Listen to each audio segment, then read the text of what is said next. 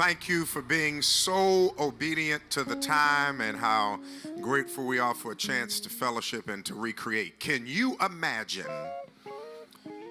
pastoring and managing this plant and facility, all the thousands of members whose needs this ministry attempts to meet? And when you're talking about the predominantly African American church, it's always centered upon singular charismatic leadership. So the weight on Bishop Walter Thomas is already heavy. And then can you imagine that he would have enough courage to let God push him to share of all of that with KACP? We are tremendously blessed to benefit from God's overflow in his life that benefits us as an association. There is only one, and there'll never be another. Receive our presiding prelate, Bishop Walter Scott Thomas, Sr. Thanks, Bill. It is so, you may be seated, it is so good for us to gather together and dwell together in unity. To see all of you who've been out each day, starting with Monday night, we had a crab feast, and then through Tuesday night service, and then Wednesday to all day long yesterday. And what a day it was. And then to come back today, and this is our last afternoon. How many of you have thoroughly enjoyed being at the Kingdom Association? I think our churches will be better. We will be stronger. I think our pastors and leaders have an intent and heart to make the world better for the kingdom. And that's what it's all about. Now, before I start, I need you to do me a favor. I need you to thank God for the Executive Council. They have done a job. Dr. Curtis, thank you so much. Bishop Claude Richard Alexander, thank you. All of our preachers. And there may be persons here interested in being a part of our fellowship. You'd like to come in, your church might even like to come in. Be sure to see Dr. Macklin at the front. We'd love to have you as a part of this. As I've said before, our aim and intent is for iron to sharpen iron. That's our aim and our intent, that we become better. We don't meet every week, every month, but we meet with anybody who needs to be strengthened, and we put our resources there. So it's good to see everybody this afternoon. It's good to be in the house. My assignment is to talk about imagine leadership and to imagine leadership. So I've entitled this presentation, Imagine, Imagine, Imagine. It was my privilege to open us up, and so I guess I'm blessed to be the close, and so I want to stay in that same vein. And I want to talk about this whole idea of ministry that's built and based on big dreams, big dreams, big dreams. Ministry that's built and based on big dreams. And important to that, or inherent in that, is this understanding that every leader, everyone who professes to be a leader, has to have some form of imagination. Amen. When you think of leaders, there are four things you think about. When you think of leaders, there are four things you think about: creativity, boldness, courage, and imagination. Those four things. When you think of a leader, regardless of his or her ability to handle deep things, the trafficking, deep understanding, and how smart or brilliant them is, for cardinal and essential things for every leader: creativity, the ability to create. Create. In the Bible, it talks about asa and bara, out of nothing and with the help of something. You have to be able to create like God, ex nihilo, out of nothing. And you have to be able to create out of what you are given. So every leader has to be creative. If you don't have creativity, be a follower. Amen. Amen. Because leadership requires the ability to bring into existence that which does not exist. It requires creativity, a creative way of going about it. Boldness. Boldness. It requires boldness. That's risk-taking. The ability to go where no one else has gone. A boldness to believe that something can happen, that something can be done. We use the phrase in church, holy boldness. Holy boldness. Courage. Courage. And the final one, imagination. Every leader has to have those four things. Why? Because they have to chart or set direction. You have to chart or set direction, whether you're the pastor of the church, head of the missionaries, president of the Busy Bee Circle, head deacon, head of the steward board, head of the elder board. You have to set direction, chart it or set it. And leadership is about going out in front. In front. Now, I'm going to be honest with you. It's hard to follow folk who's scared out front, because they'll duck behind you. A leader has to be willing to take the bullet first. Uh-oh. A leader has to be willing to take the bullet. Most of us want people in front of us, but we want to lead. I need to impress that upon you. If you're going to lead, you have to be willing to take the bullet. Take the bullet for what goes wrong. Take the bullet for what's being said. Take the bullet for what's going to happen. You have to be. Now, you may not like getting shot. You may weep over getting shot, and you may bleed. But leadership means taking the bullet. How many of you have heard leaders who really didn't understand that, or talk to them, didn't understand that that's what you got to do? Let me see the hands of wounded leaders here. Scarred leaders. If it wasn't a bullet, it was a knife. A wound. We often hear of many persons who want to lead. People who want, they'll come up to you, what do I have to do to be on the diaconate? What do I have to do to be on the trustee board? What do I have to do to become a preacher? What do I have to do to become, then they move on up the ladder to be ordained. What do I have to do to get a church? What do I have to do to get on the program? There's an ascendancy desire. Well, all that means is you're getting closer to the gun.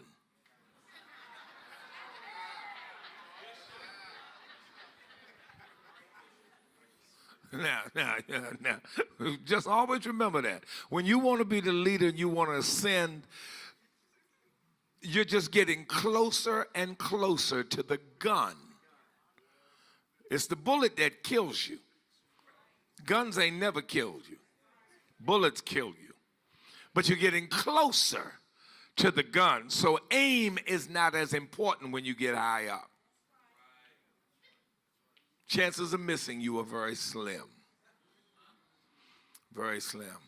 So when you think about leadership, you have to think to yourself, I am the one who has to be willing to take the bullet. And the higher I choose, notice the term I use, I choose to go.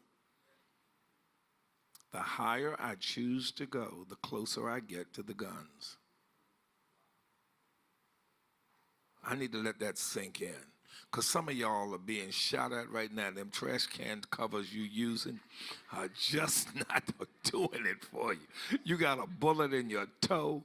You know, they shot off. If you Wonder Woman, they shot your pad off your shoulder. You know, if you Hercules, they shot your arm, because you're getting closer and closer to the gun. To the gun, getting closer and closer to the gun. So leadership really is about envisioning something greater than currently experienced and developing, as Joe Walker said this morning, the process to get there. It's about developing. Real leaders spend the majority of their time developing the process to get to the goal. They spend the majority of their time developing processes to get folk from Egypt to the promised land. Seeing the promised land is wonderful, but we in Egypt, baby. We won't be there. We need a process. And if I take the charge to be the process, then I may be the one that Korah rebels against. I may be the one that comes down from the mountain and finds everybody dancing to the calf. I may be the one, listen to what I'm going to say, who is denied entry into the promised land. One must perish that all might enter. How Moses is a prefiguration of even Jesus. One must die that all might live. And if you're not willing to do that, then that's problematic. Problematic. So it's envisioning something greater than what's currently experienced and developing the process to get there. So when we talk about ministry based on big dreams, we're talking about leaders with imagination, and imagination is the soil in which ministry is built. Imagination is the soil in which ministry is built. Now let me go back and say it again. Leadership is about creativity, boldness, courage, and imagination. Each of these could be a session in itself because they all work within the sphere of the leader. And here's the key. Some of them are stronger in you than others. Uh-oh, y'all missed that. I said every leader who's going to lead has to have some creativity, a mixture of creativity, boldness, courage, and imagination. And sometimes different ones are stronger at different times. And our points of tension in ministry come when we have to lead calling upon the factors that aren't strong. Our source of tension, you may be extra creative. I mean, you can come up with flyers and make flyers on tissue paper. You may be ultra imaginative. You can design the worship service that's powerful. But this may not be a season of boldness for you. Your attention is not going to come in a flyer or the worship service. Your attention is going to come in a person you got to deal with, for whom you do not have the boldness necessary. Y'all missed that. The tensions of ministry aren't where you're strong. The tensions of ministry are in the areas that have yet to be fully developed. And fully developed for the level you're on. And so where the tension is also where the growth is. Where the tension is where the growth is. Most of us run from the tension, and if you run from the tension, you're really running from the growth. That's why in a lot of churches we have things that look like a program on a treadmill. Up, down, up, down, up, down. Because this person is running, this person is stopping. This person is growing, this person is not. This person is growing, this person is not. This person is dealing with the tension, this person isn't. And ministries that are built on big dreams by leaders who have courage, imagination, who have a sense of what they're supposed to be doing, and boldness, have to recognize that they're going to grow in the area where the leader needs the most strength. If your people outgrow you, something is wrong. Something is wrong, because they ought not be arriving at destinations that you haven't gotten to. If you are leading. That's like you getting somewhere before the car and you in the car. Look at somebody and say, that don't make sense. you should be arriving first because they are following you. They're following you into this growth in boldness.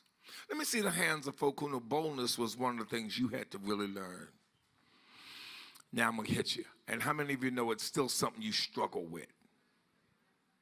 See, for some of you, imagination is not something you struggle with, or courage is not something you struggle with, or boldness is not something you struggle with, or creativity is not something you struggle with. But one of them is what you struggle with and is what you are currently struggling with in the place where you are. God sent me a vision the other week and said, because I've been wrestling with God, what does it take to start this revival? This great revival, because church ain't like it was. And God said, oh, it ain't supposed to be like it was. It's supposed to be like it shall be. But the reason it can't happen is because you got to grow another level. You got to make some stuff happen. How many of you know it's hard to bring in the new furniture in your living room if you don't get rid of the old furniture? And many of us want a new revival with the old furniture. We want God to do this great move in 2017 without moving the furniture we bought in 1962. Now, I need you to get this. For God to do the new work, you got to renovate the structure. For God to bring in the kind of people he's going to bring in and the stuff he's going to bring in, you don't have the right stuff for them. If God's going to bring in dirty people, why you got white chairs and white carpet? If God's going to bring in starving people, why they eating off of silver, china, and whatever? You have to look at what God is doing and say, the reason it can't happen is because it can't happen here. And which one of these four things am I not allowing to be released in me? Creativity, boldness.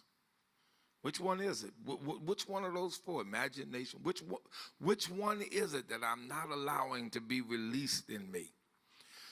Courage. Which one is it? Because the moment I say we're getting rid of the furniture, it can be released. And we get rid of it. The moment I'm bold enough to say, take it out. Take it out. Courage is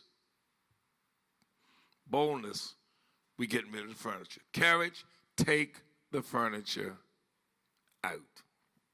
Imagination, people going to be coming from everywhere. Creativity, get card tables. And beanbag chairs. Because there's a crowd that wants to sit on the floor.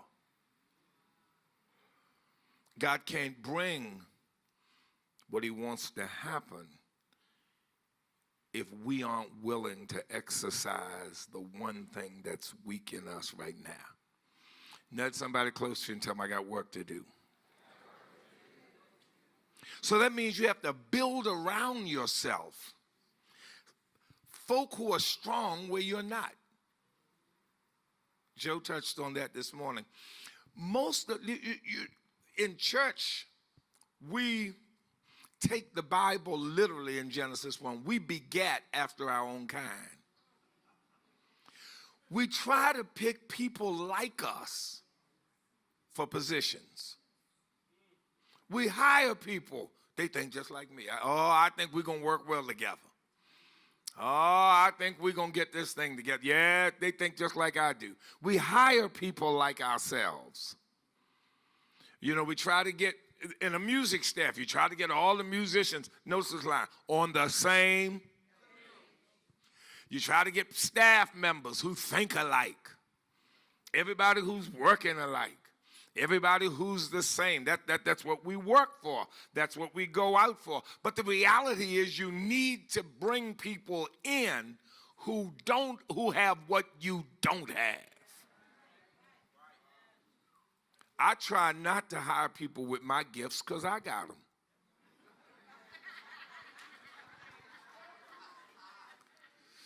I got them. I mean, I don't need you to do what I can do, because then you're going to try to rival me. I don't need a rival. I need a coworker.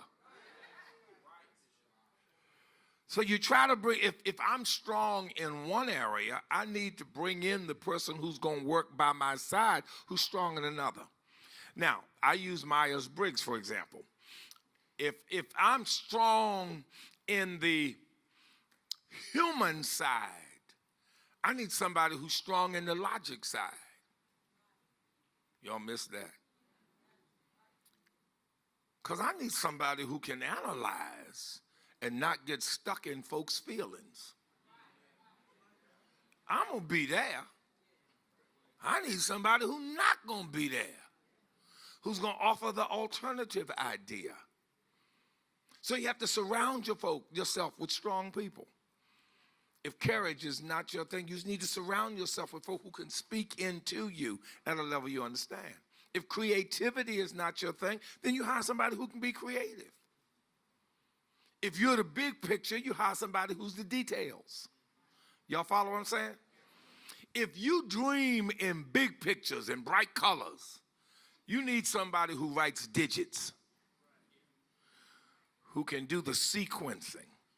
I'm wonderful for how it can be done, but when you get down to what color paper we're going to use and how many chairs need to be in the room and where you're going to put them, find me the door. I got to go. But if there's nobody there determining how many chairs we're going to have and what kind of paper we're going to have, we're in trouble. I can envision this conference. But if Claude and Billy and Lisa and Mac and Reggie and the others don't go to work, there won't be no conference here. I don't know, people come and say, well, Bishop, where's such and such? I don't know. Don't ask me. Don't ask me. Well, who's speaking? Ask so-and-so, because I ain't got a clue. Or many of the things that go on here, I couldn't do all those because I'm going to see one thing. I need to have around me people who have something else. Most of the time, though, we fear those people. We fear people who are different from us because we feel they are stronger at what they do than we are with what we do. We fear the strength of their commitment to who they are. And so what I suggest to you is strengthen your commitment to who you are. You don't have to fear somebody else's commitment to themselves. Strengthen your commitment to yourself so that it's a dialogue, not a beat down. It's a dialogue, not a beat down. Surround yourself with people then who have what you don't have in those 4 areas. But you don't have. I know when it comes to when we were doing this church, somebody said, oh, Pastor, I just love all the colors in here. They're so warm and inviting. That ain't me. I had absolutely nothing to do with the colors, except I said I want pretty colors. I said this was my direction because this big picture. I want to feel good when I walk through here. Now somebody else had to sit down with all the ways you feel good and come up with 3 designs to present. And I brought in a crowd of folk to say how y'all like them. They said, well, which one you like? I said, any of them, so it don't matter to me what we pick. You have to bring in people who have what you don't have, who have what you don't have. This is, the other night I started talking about Joseph. Somebody said, did you finish? Of course not. You know, I write sermons for eternity. I write what's called the omnibus sermon. You can pick and choose what piece you use where.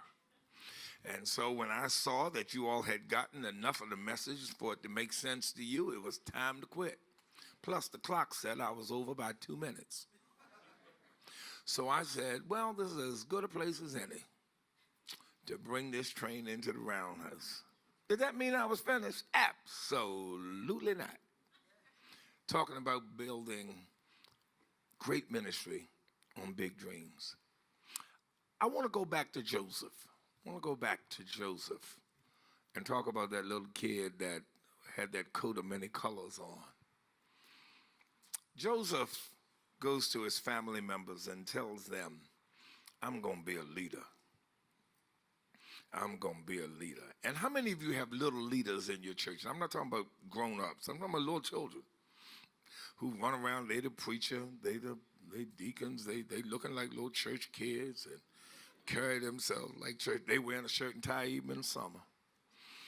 They come dressed up and looking all sanctified. How many of you have seen those little church kids?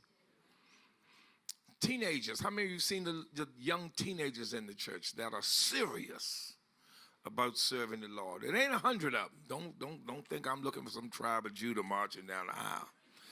No, it ain't 100 of them. It's a little gang of them, little few number, about 6 or 7, maybe 3 or 4. That's Joseph. That's Joseph. Wet behind the ears, doesn't know what he brings to the table, little young kid.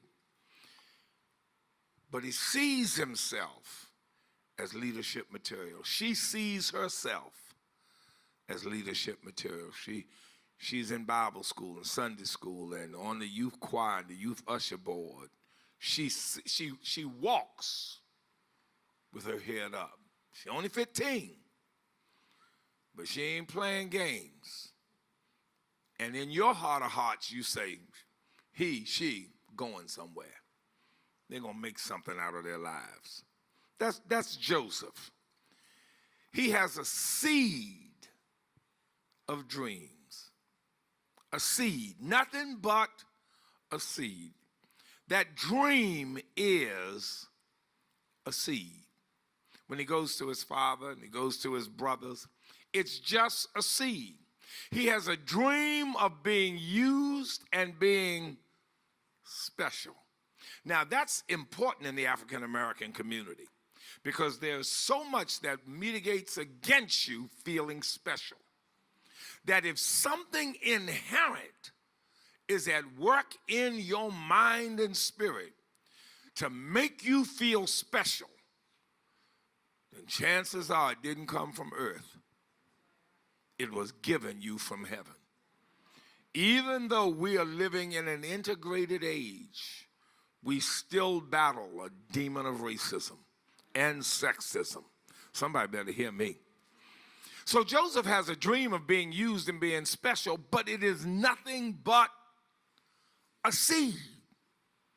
He has no concept of what he'll do. None of what he'll do or what it's going to take to be it. When I was in the 12th grade, I had no idea what it would take to be who I am right now. Some of y'all are, you had no idea when you went to college what it would take for you to be who you currently are. And see, the reality of this is, whenever you get your dream, you're a child. The lesson here is whenever you get your dream, you're a child. I'm 67. God started giving me new dreams right now. In that, I'm a child. They're just a seed. Now, what do you mean, preacher, it's just a seed? Well, it's a seed because the brother has absolutely no skills. When you read that story, and you know, here comes the dreamer, and his brothers get ticked off, and everything else happens. But have you stopped them? They shouldn't have been scared of Joseph. Joseph had absolutely no skills, and obviously no management skills, because he ticks off his first team. And what do they want to do? Kill him. That's got to sink in. That's got to sink in. The dream is a stage of a seed. That's all it is. It's, I have a dream of such and such and such and such, and the people just won't get on board. You are Joseph. You are Joseph, and you have no skills yet for the dream you have. When God gives you a dream, chances are you have no skills for it. When God gave us the dream of this church, I had no skills for building this. This church is 3 times the size of the last one we built. 3 times the size of the last church we built. Built under a totally different set of circumstances. Totally built at a totally different time in ministry. Built at a different time in the world. The economy went bust the week we started raising money to build it. I had no skills for this. It's a seed. It's a seed. And I need you to start thinking that when we talk about ministry built on big dreams, that the dreams are seeds. They are seeds, and they're the seeds held by children. I need you to touch somebody beside you and say, in this dream, you just a child. Whatever it is, you dreaming, it's just a child. You just a child. You probably have no skills to make it happen, and you're alienating everybody around you in your first teen. You tell them the dream, people look at you like this. Yeah, yeah. See, he sees himself leading, but here's the truth. He can't lead. That's why it tickles me when people come and tell me that they're ready to, Pastor, I'm ready now to step up. I want to laugh so hard. I said, because if you really were, you'd be running out the door. No, because the seed is a dream stage. It's a dream stage. Think about relationships. There are stages. And you mess up when you think you're at the end and you're only at the beginning. So we talk about seeds. He talk about seeds. He's the boy. And for the boy, the dream is a seed. It'll have to be what? Planted. In other words, this dream of yours. And let me see the hands of folk who have a dream of a growing church. Dream of a growing church, okay. It has to be plain. Let me see that people who have the dream of good relationships. First, personal relationships, good personal, and then good relationships in the church. Not just yours, but other folk having good relationships in the church, building a relational church. It's a seed. That's all it is. It is a seed. How many of you have, let's say, we got some music people, dreams of choir sounding or praise team or whatever you use for musical aggregation being tight and right? It's a seed. It ain't nothing more than a seed. Let me see the hands of people who have a dream of your ministry really fulfilling its purpose to the zenith. It's a seed, baby. It's just a seed. It has to be planted. And most of us love the seed too much to let it go in the dirt.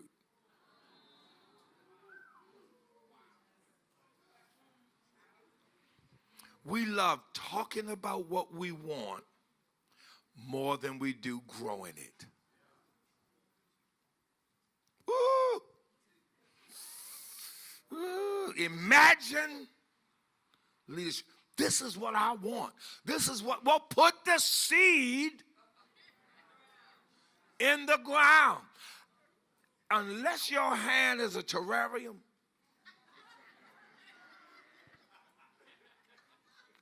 touch the person beside and say, let me see your hand. See if you got a water system in your fingers. got some dirt in you. Unless your hand is a terrarium, you just gonna be holding seed. And for 20 years, you just gonna talk about seed. And here's the interesting thing. Unless you know seed well, if you open your hand, nobody will know what kind of seed they're looking at.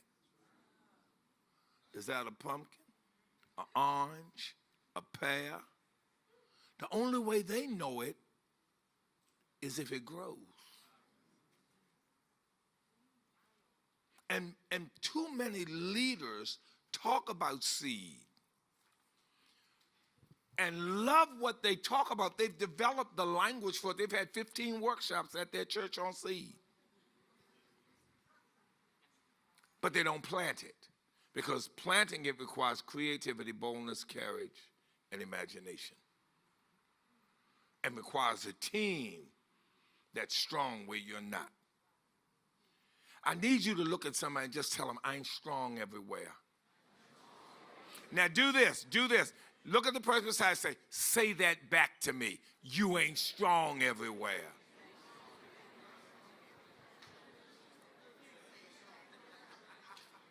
He has to plant this seed. He's a boy with seed. And it will have to be planted in the soil of life before it can grow into purpose. See, remember, a dream is nothing more than a purpose that's a seed. Purpose is in that dream, but purpose doesn't come forth until the seed grows. It grows into purpose. It grows into purpose. We have to be aware that imagination is a seed endeavor. It's what we plant. It's what we plant. And many leaders think that the dream is the final product. Do you know, I've met pastors, I do workshops, and I've met pastors who talk about their dream for the church. And they've got maybe 5, 6, 7, 8 years left. And they're just walking around with the bag of seed hanging. And not realizing that it'll be harder to sell the land, because the land has never produced anything. In fact, nobody's ever cleared the land.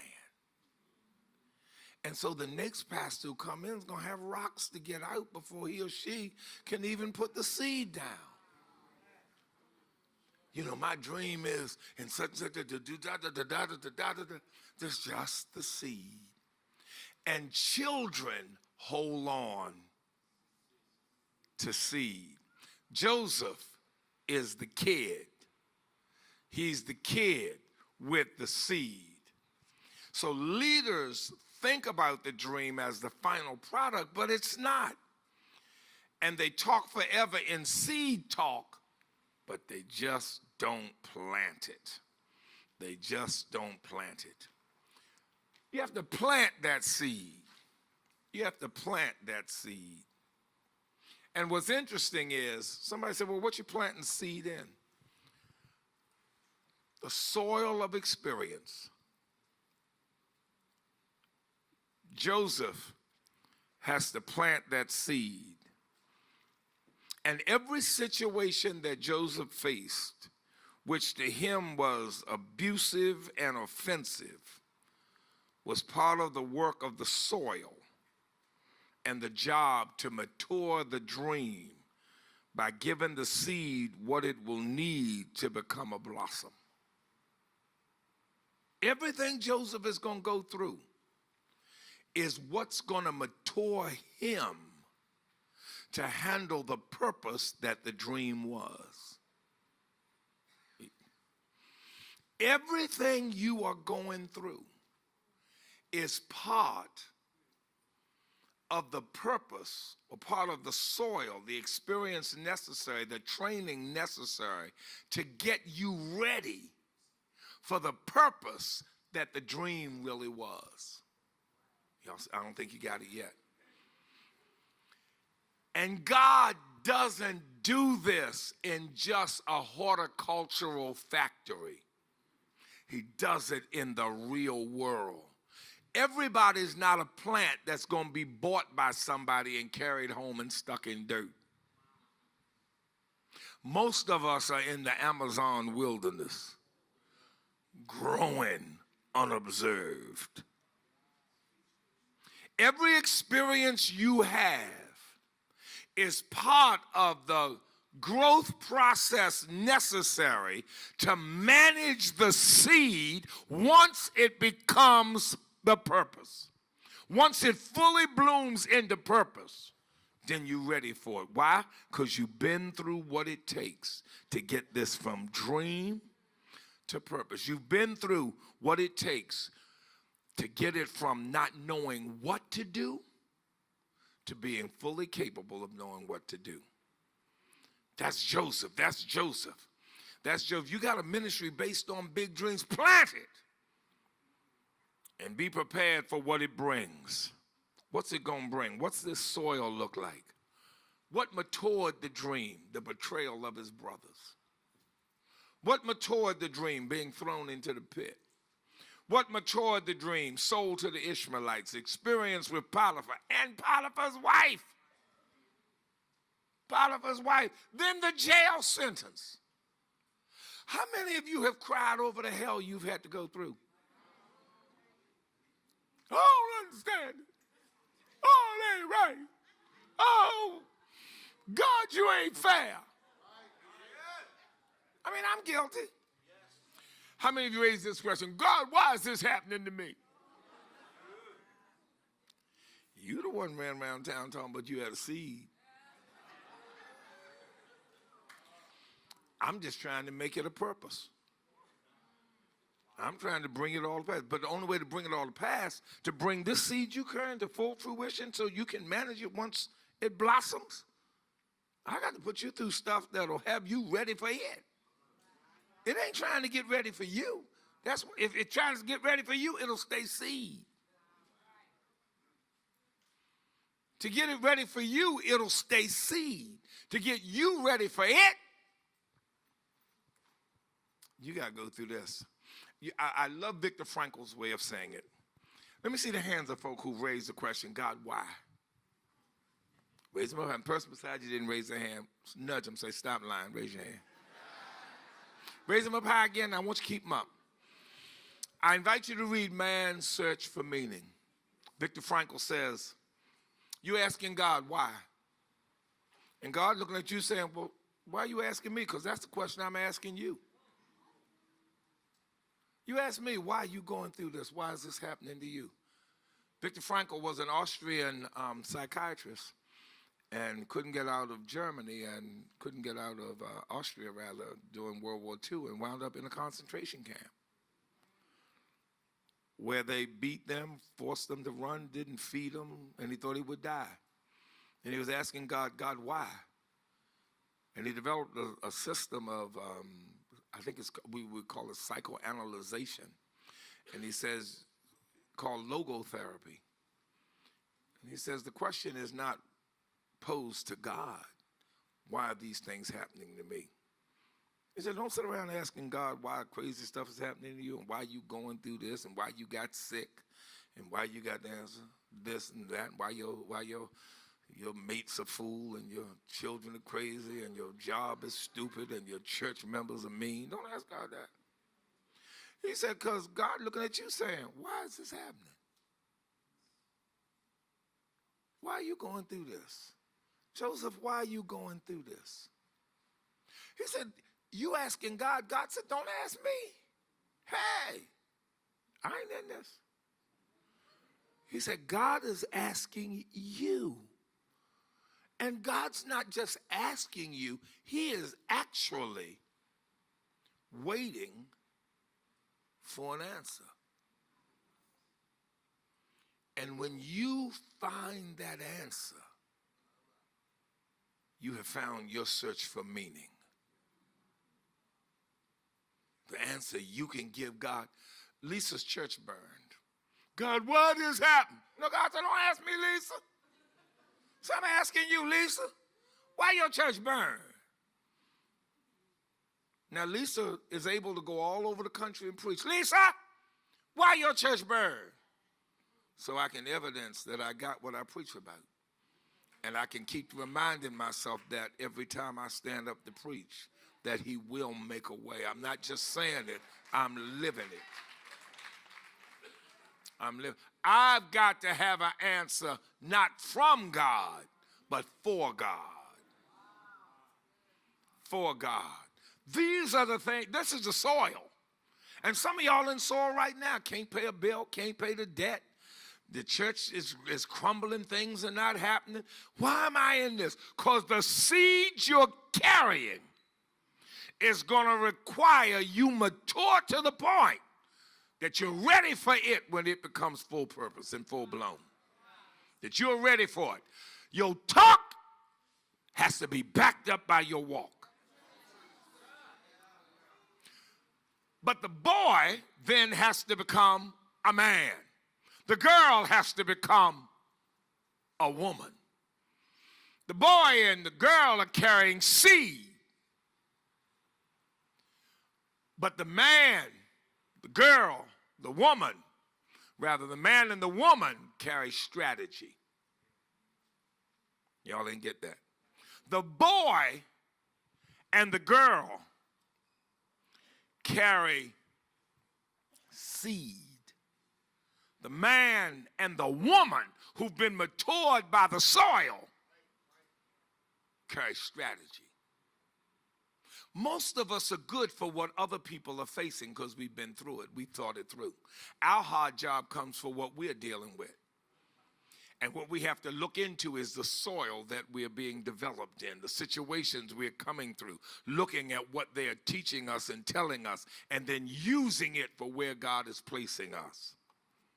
See, the boy has the seed. Joseph, the boy, doesn't even know how to manage anything. He don't even know how to manage himself. He alienates his first team. But Joseph, the man, has a strategy. What we going to do, how we going to stave off the famine, how we going to feed everybody, what we going to do here, what we going to do there. The boy who says, here comes the dreamer, can't do nothing. But the man with the strategy is set for what is, and where did he get it? Through all that he went through. I need you to touch somebody and tell them what I'm going through has purpose. It has purpose. It has purpose. It's the very thing that we hate that forges the leadership in us. Now, if you want to be something else, God will put you in water, maybe not dirt. But if you want to be a leader, he's going to put you in things that forge you. He is going, and when he have tried me, God, I wish I had a witness. I shall come forth, what? As pure gold. You bring forth the dream to the point of strategy. You start strategizing. And that's what separates people who carry seed and dreams and folk who are in purpose and strategy. They thinking through, this is what we do, this is how we make it happen. This is what, we use our creativity, our imagination, our boldness, and our courage to make things happen. Second thing that happens to Joseph when he's about to build this ministry is that the leader who is imaginative has to learn deference. You can't lead if you can't learn deference. If you can't defer, he has to learn. Remember, he comes out to his brothers and says, guess what I saw? All the stalks all together bowing down to me. Then he says another one to his father, all the stars and everything in the sky, realizing it's second to me. And they said, let's do this chump in. In fact, they said, let's kill him. Let's get rid of him. Let's bump him off. Because he thinks he's all that in a bag of chips. And one of the things that ministry does, especially in this day and age when so many are flocking into the ministry is it can, if you're not careful, make you think you're something above other folk. And many folk go into ministry like day traders. They go into ministry like day traders because this is the way to get great. Into every aspect of ministry. I mean, I've seen folk who work for this church this week, that church next week, and they got an offer over here next week, and they're over here this week, and they moving up, and they send it all out on Instagram like the Lord done let them. Like God doesn't know where he want them to be. And in the course of a year or 2 years, they done gone 100 places. Because they're like day traders. It's all about how can I get to the latest and the greatest, the fastest. How can I get where everybody sees me? And I can be affirmed and on the circuit. And on the circuit. It becomes about crowds, money, and prestige. And even in leadership in the church, I can be seen as somebody. I can be seen as in charge, a gatekeeper, in charge of information. But that's how Joseph, the boy, starts off with a dream. Everybody's going to be bowing down to him. But God has to teach him that when purpose comes in your life, you have to have deference. And you have to learn deference, that you ain't all that in a bag of chips. What do you mean? He has to learn how to be a subordinate. Remember, his initial idea is, I'm going to be great. All y'all bowing down to me. And God says, what I need you to learn is that you're going to be bowing down too. And you can never fulfill your purpose if you can't defer. By the time chapter 41 rolls around, he's learned how to defer. See, he has to learn how to be a subordinate even while he knows he's a leader. He has to learn how to follow. He has to work for Potiphar and the jailer before he can submit to Pharaoh. Every leader must have what I call a submission consciousness. You want to build a great ministry? You got great dreams? You better have a submission consciousness. And what do I mean by that? A submission consciousness means I have learned how to put my dreams, which is what the child carries, into a larger context. And no matter how great and effective my dream is, I have to put it in a larger context. I have to see it as bigger than what it is. It is just one cog. It is never the absolute end. Such a consciousness is going to free me from anger or failure. I'm not going to worry about failing. I'm not going to be mad if things don't go right where I want them to. Can you imagine? Moses would never have made 40 years without a submission consciousness. Because either he'd have killed all the children of Israel or they'd have killed him. How many of y'all know when you read that book of Exodus, there's some times you want to say, Moses, you need help. I help you, bro. These people ain't worth 2 dead flies. And if you ain't been there, keep on living. They ain't worth 2 dead flies. But what happens is he begins to have a submission context and recognize, I got to put everything in a larger context. I have to learn how to defer. I have to learn how to submit. I have to learn how to be a subordinate sometime and even put things in context. Every leader must have a submission consciousness. It cannot be your way or the highway, regardless of how committed you are to it. Because I've learned whenever you're at a choice between, you know, there are win-win and win-loss scenarios. Whenever you're caught between a win-loss scenario and it looks like there's going to be a win or loss and you're going to lose, that is not of God. God is telling you, turn your head and look in another direction. If you ever have to choose between killing Isaac or not, look in another direction, and you'll find out where your future lay. Y'all missed that. If you're torn between killing Isaac and letting Isaac live, look to the right or the left, and you'll find where you're supposed to be. Because God's not into win-loss. God's into his will. Second thing Joseph has to learn to bring this ministry that's going to be based on a big dream, has to learn some deference. He has to learn that I got to be. Can you imagine the same kid that said, everybody going to be bowing down to me, sitting next to Pharaoh? And some of us bring in kids with dreams and put them next to Pharaoh. That went over somebody's head, Vanessa. Some of us, musicians, bring in kids with dreams and put them next to Pharaoh and then don't understand why there's chaos in the camp. Pastors bring in kids with dreams and put them next to them and don't understand why there's chaos in the camp. They don't have strategies. They don't have strategies. They don't see purpose. They don't have submission consciousness. They think even Pharaoh should bow down to them. And the moment they think that, they're going to be back in jail. They're going to be back in the jail talking about they couldn't use me. They couldn't use me, you know. They couldn't handle me over there, you know.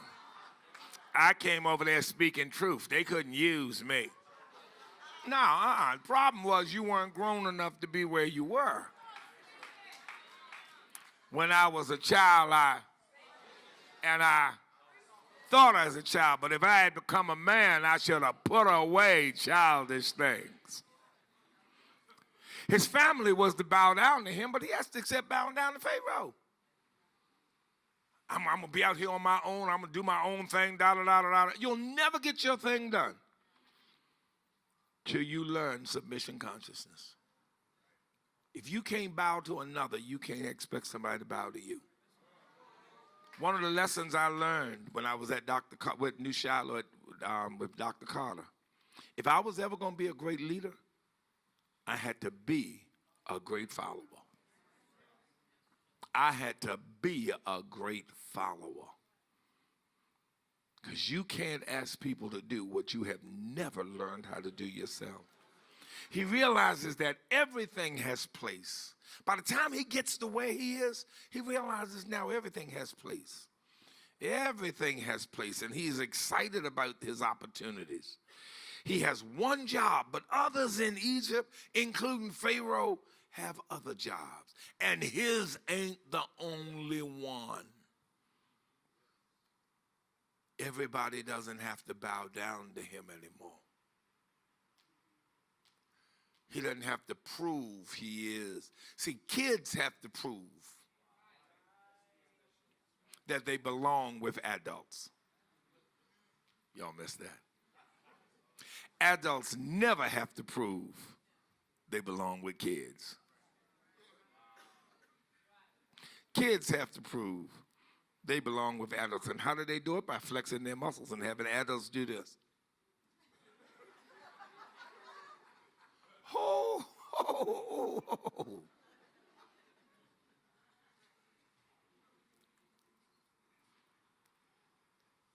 Third thing Joseph has to do is fulfill two requirements. Remember, we're talking about imaginative leadership and ministry that's based on big dreams. And this one jumped out from the text and almost stood me still. There are always two requirements that are indicative and inherent in the purpose that grows out of a big dream. When God gives you a big dream, there are two requirements that are in there that will burst forward when they come to pass. And we don't normally understand them. The first one is this: he must meet the needs of the people. There is a famine coming. There's a famine striking the land. He must meet the needs of the people. 90% of the churches in this room have ministries based on meeting needs. All of us will raise our hand. We got the foot club, we got the hand club, we got the eye club, the ear club. We got a ministry to hair and alopecia. We got a ministry to legs and toes and ingrown toenails and bunions and onions. Why? Because if there's a need, there's a ministry. And if we don't have it, we'll develop it. Is that our language? And that's where we normally stop.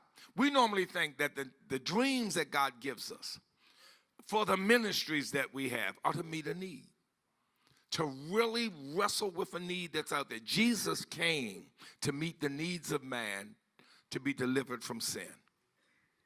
Jesus came to meet the needs of man to be delivered from sin. But that's only half of it. I didn't realize that when I was reading the text initially.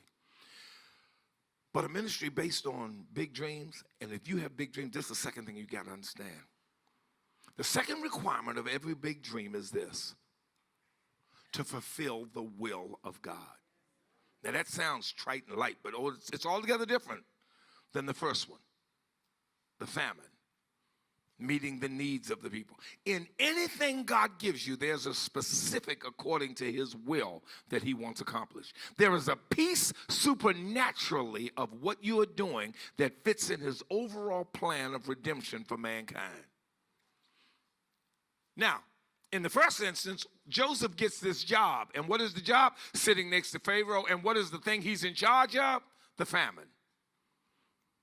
He fills up the grains, get everything ready to feed the people, da-da-da-da-da-da-da. And we would stop there. But you miss the will of God if you stop there. Because that was the need. That was not the will of God. The will of God is something altogether different. It's hidden in that. But it's not the will of God. Why? How do I know it's not the will of God? Who tried to kill the children of Israel? The same folk Joseph fed. Y'all missed that. Who tries to destroy the children of Israel? The same folk Joseph fed. Joseph met their need. He got that school, some new uniforms. He went over to this program and helped the community clean up the neighborhood. But when the community wanted to get their parking back, they sent the police to send tickets on the church's cars. That's not the will of God. That's meeting the need. God didn't say don't do it. He just said don't get it twisted. And the problem is we get it twisted. That in meeting the need, we think we are doing the will of God. You don't find the will of God till years later in the same passage. Chapter 41, it says, he gave Joseph the job of getting ready for the famine. Now, what was going to happen first? According to Joseph's interpretation of the dream, what will happen first? 7 years what? Of fatness. And he's storing up grain, right?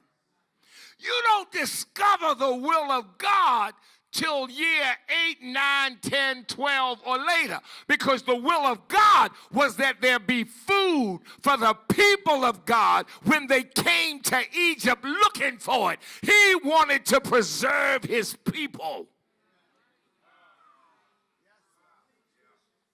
The will of God was the preservation of Israel that was dying, that would die in the famine if there was no grain. Joseph didn't get there just to feed Egyptians. He got there because there'd be a family coming down from Canaan. And even though they would wind up there for 430 years, they would survive. And from their loin and lineage would come one through 40 and 2 generations who would die for the sins of the world. You must discover the will of God in what you do. Don't just talk about the need. And the will of God requires a specific discernment. And Joseph blessed his own house. And because of that, you'll ride past Beth Shalom and Beth Omed. And you'll hear of great names because he understood the will of God is a separate piece of the dream you carry. And you haven't fulfilled its purpose till you've done both parts. Now, what that'll do is it'll break the stereotype. Oh, that's them liberal churches. They just want them conservative churches.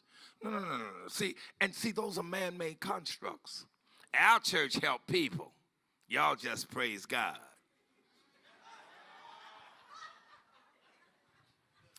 Y'all just in there singing and dancing. We out here in the community. Yeah, the same community that killed the children of Israel. So don't get it twisted. Wherewith shall a young man cleanse his heart? By taking heed to the word. Thy word have I hid in my heart that I might not. So don't get it twisted. And just because you praising God don't mean you doing it all. Because the will of God is both the needs of people. Jesus fed 5,000. All 5,000 didn't get right. He healed 10 lepers. Only one came back. What was the will of God? The one that came back. What was the will of God that night when Jesus was in the city ministering, that Nicodemus would knock on the door and Nicodemus would talk to Joseph of Arimathea, and Joseph of Arimathea would get his heart changed, and Joseph of Arimathea would go to Pilate and beg the body of Jesus and put it in a brand new tomb, not some potter's field. And early Sunday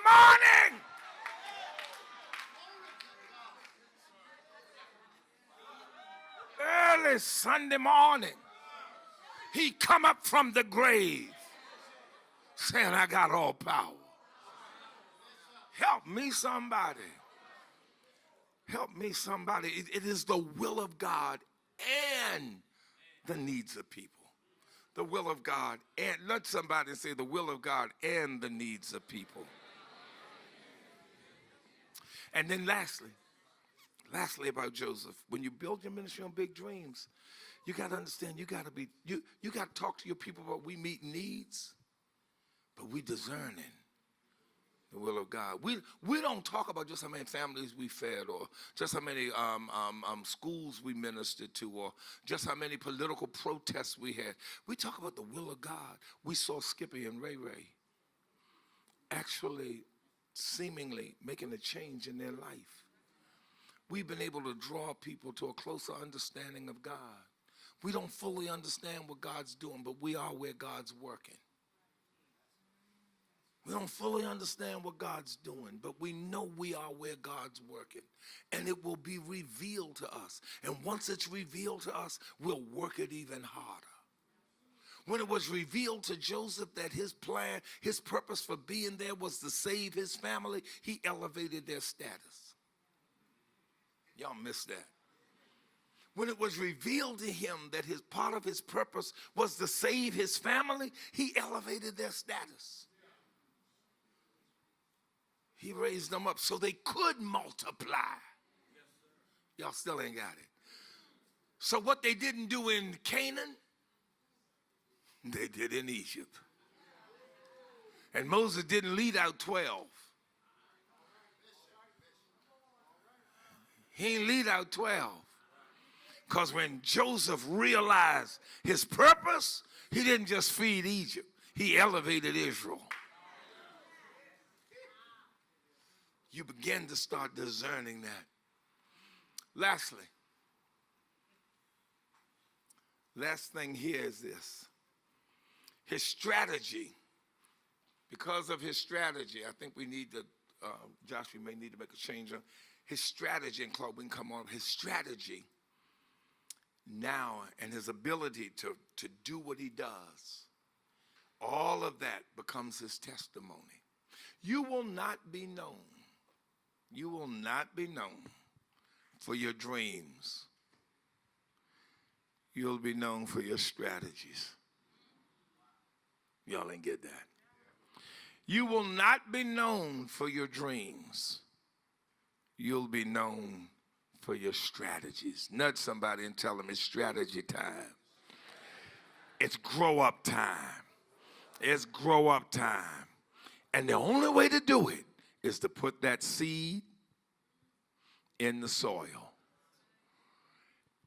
and suffer the rain, the acidity of the soil, and everything the soil is going to bring you and offer you to get you who you are.